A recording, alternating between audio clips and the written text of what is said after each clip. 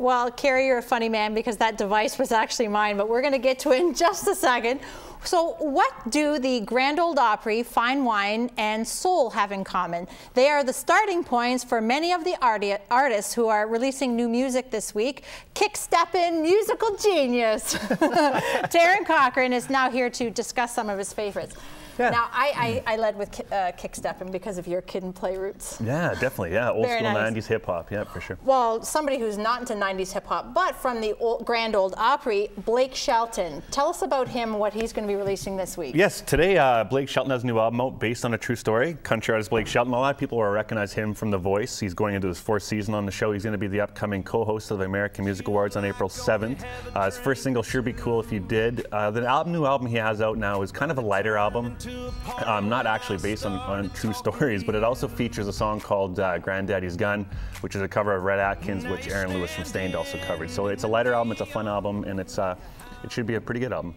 Do you think that he seems new now because, I mean, he's been in the business for over 10 years, right? Definitely, yeah. Do you think he's new now because he's so interactive with BlakeShelton.com? Exactly, yeah. If you go to BlakeShelton.com, you can actually get teaser videos for the new album, and it's a very interactive, really cool social media tied-in website. But you're right, with his popularity, with being in the media, with his marriage to Miranda Lambert, country artist as well, he's kind of in that spotlight, and a lot of people don't realize he's in his 8th album. So. And what some people might not realize is Dido had a longer name before she got the Dido. Real name, Dido Florian Cloud de Bonneville O'Malley Armstrong is her actual name. She got a new album out today, Girl Who Got Away.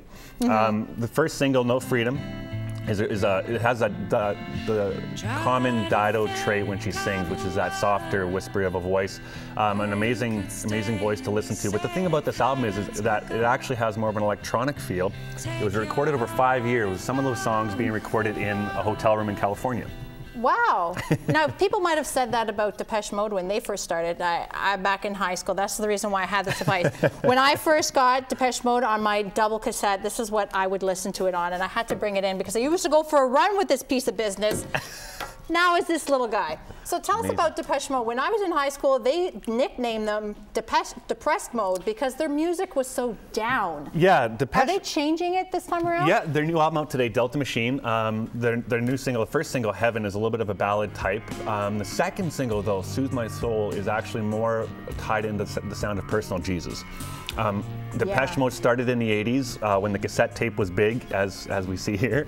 And the thing about Depeche Mode is that they've actually sold over 100 million albums worldwide.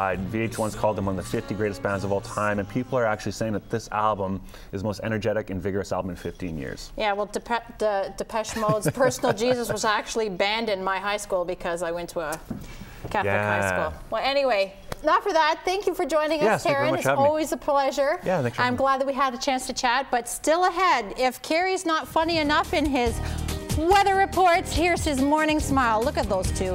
Oh, so cute. Right after the break. Sports is brought to you by